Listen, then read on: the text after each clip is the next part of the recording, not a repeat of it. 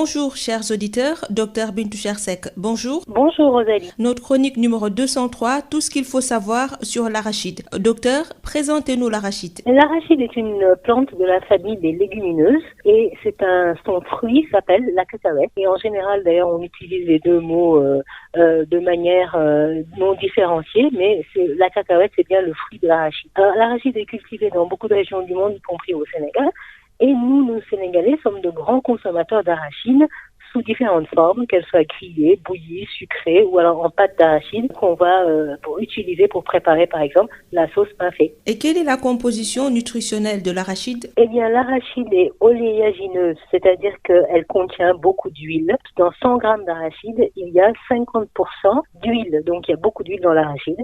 On peut dire que c'est un aliment énergétique qui apporte beaucoup de calories, mais il y a aussi des protéines dans l'arachide. Il y a à peu près 25% de protéines, ce qui en fait d'ailleurs un aliment qui est prisé par les végétariens, donc les personnes qui ne mangent pas d'aliments d'origine animale, ni de viande, ni de poisson, ni de volaille, etc. L'arachide contient également pas mal de fibres, donc les fibres, on rappelle que ça facilite le transit et puis ça a d'autres fonctions. Il y a très peu de sucre simple, c'est-à-dire le sucre comme le sucre qu'on trouve dans les fruits, eh bien il y en a très peu dans l'arachide, il y a à peu près 4% de sucre. Alors, l'arachide n'est pas une source importante de micronutriments, c'est-à-dire les vitamines, les sels minéraux, mais on peut noter qu'elle contient quand même du zinc, du magnésium et puis de la vitamine B3. À quelle fréquence peut-on consommer l'arachide? Vous savez, on peut consommer l'arachide régulièrement et en fait, moi, je recommande même l'arachide comme collation, mais toujours en quantité limitée parce que tout simplement, elle est très riche, elle est très grasse. Donc, une quantité limitée d'arachide, même si c'est tous les jours, il y a des grands consommateurs, des grands amateurs d'arachide, une quantité limitée, c'est une poignée à peu près d'arachide. Alors, selon la taille des mains, disons, c'est entre 50 et 100 francs, par exemple, de chaff. Ce que je conseille aux inconditionnels de l'arachide est d'éviter de la manger seule lorsqu'on a vraiment faim. Parce qu'on risque d'en manger beaucoup, parce qu'elle n'est pas très rassasiante, puisqu'elle est sèche, il n'y a pas d'eau dans l'arachide.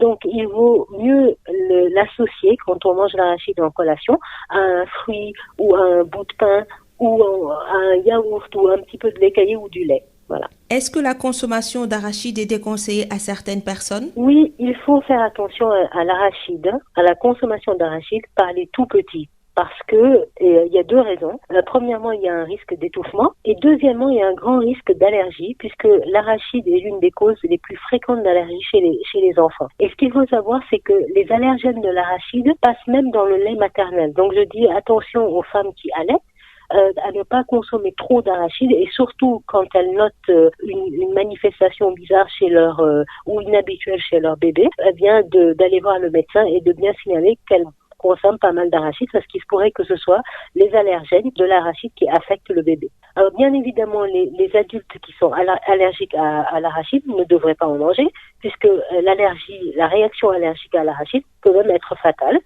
Et non seulement ils ne devraient pas manger d'arachide, mais devraient lire très attentivement la liste des ingrédients sur les aliments transformés pour s'assurer qu'ils ne contiennent ni d'arachide, ni des dérivés de l'arachide, ce qui peut arriver assez fréquemment. La page Facebook? La page Facebook, c'est Sud Nutrition. Nous vous invitons à venir encore plus nombreux. Posez-nous vos questions, suggérez-nous des thèmes que vous voudriez qu'on aborde dans Sud Nutrition.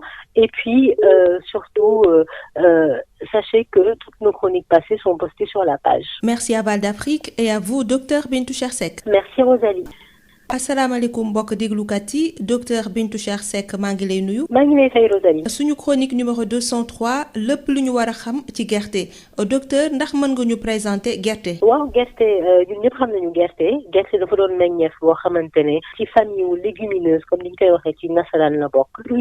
fruit ñu koy wax cacahuète ci nasaraan boo xamante ne dañ koy bay ci àddina wërngër ko enfin ci région yu bari ci àddina bi mais rawatina Sénégal bi ñun ñi Sénégal li ñuy lekk ci gerte bari na loolu li ñu koy lekkee ça dépend am na ñoo xam ne gerte bu tooy bi moo leen gënal am na ñoo xamante ne gerte bu ñu lakk bi moo leen gënal ñeneen dañ ko gerte suukar ba leen gënal et puis aussi bien sûr dañuy lekk tigadege bi nga xamante ne moom la ñuy toggee suñu sauce mafé par exemple. ndax mën nañu xam li nga xam ne moom moo nekk ci gerte. waaw gerte moom dafa bari dëwlin bu ñu jëlee téeméeri gramme gerte xaaj bi juróom fukki gramme yi diwlin kese lay doon d'ailleurs sax moom la ñuy defaree ni suñu diwlin lii ci dëkk bi donc li ñu jàpp ne gerte dafa doon ñam boo xam ne dafa riche dafa bari li ñuy wax calorie énergie waaye am na tam ferñeent bu ñuy wax protéine ci gerte maanaam protéine mooy li am aussi ci ay ginaar ak jën ak yooyu protéine boobu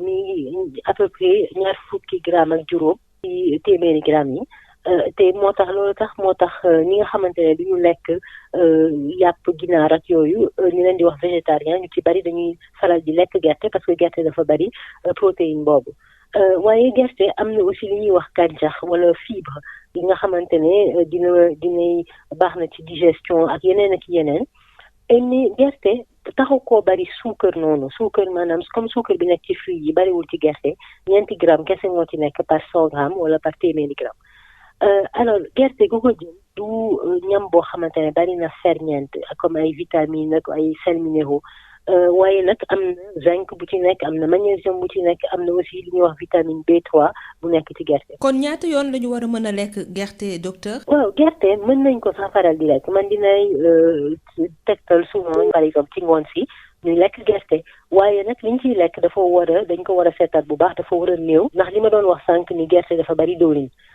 su ko defee saa yu suñ ciy lekk daal dañ jàpp ni benn ñëpp gerte doy na donc mën na nekk 50 ba 100 francs wu gerte parce que suñu loxo yi tolloowuñu waaye warul dépasser loolu d'ailleurs sax li may gën a tegtal bu fekkee nit ki dafa xiif vraiment maanaam mu añ bala muy reer xëy na guddi bu xiifee bu mu lekk gerte kese parce que bu dee gerte bi kese la bëgg a suuree dafay ëpp parce que diwlin bi day ëpp su ko defee léegi mu lekk gerte bi kese na ci boole waale muru wala tuuti muru wala mu boole waale ci benn fruit wala mu boole waale ci benn kaasu meew wala kaasu sow su ko defee gerte bi du bari noonu. est-ce que am na ay nit yoo xam ne war nañu mën a bañ a lekk gerte. loolu am na fi muy njëkkee mooy xale yu ndaw a ndaw yi xale yu bu ndaw boo xamante ne amagul sax ñetti at. nañu moytu gerte bi di ko jox gerte parce que premièrement mën na koo fàtt ñu koy wax étouffement ñaareel bi mooy gerte dafa doon loo xam ne day indi allergie ci xale yu baree bari d'ailleurs sax gis nañu ni gerte ci liy indi allergie ci xale moo gën a bari donc te allergie boobu mën na sax feeñ ci bébé ko boo xamante ne yaayam bi koy nàmpal dafay lekk gerte bu bari su ko defee may wax yéen ñi nàmpal nañu moytu di lekk gerte bu bari parce que bu fekkee ni seen doom boobu dafa am allergie ci gerte allergène yooyu mën na dugg ci seen sow su ko defee bébé bi jotti te mu feebar ko donc dañ ci bàyyi xel alors évidemment mag yi nga xamante ne ñoom tam dañu am allergie ci gerte ñoom tamit waruñu cee lekk mais non seulement waruñu lekk gerte parce que mën na leen sax faat mais war nañu aussi saa yu suñuy jënd benn ñam boo xam ne ci boîte la nekk wala ñam bu ñu transformé dañu war a lire bu baax a baax jàng bu baax listu ingrédient bi nekk ci kaw boîte bi su ko defee mu leer leen ni ñam bi amul benn peppu gerte bu ci nekk parce que même pepp bu ndaw sax mën na leen feebar bu fekkee ne dañ ci allergique. page Facebook bi mooy Sud Nutrition ma leen di ñaax rek ngeen gën a bari ñëw leen seet si ñu laaj ñu seen i laaj. bu fekkee ni da ngeen ni am na ay thèmes yu leen bëgg ñu waxtaanee ci Sud Nutrition ngeen wax ñu ko foofu et puis xam leen ni que chronique passée yëpp ñu ngi ko posté foofu ci page bi Sud Nutrition. may jaajëfal Val d'Afrique di la jaajëfal docteur Bintou Cheikh Seck. jërëjëf.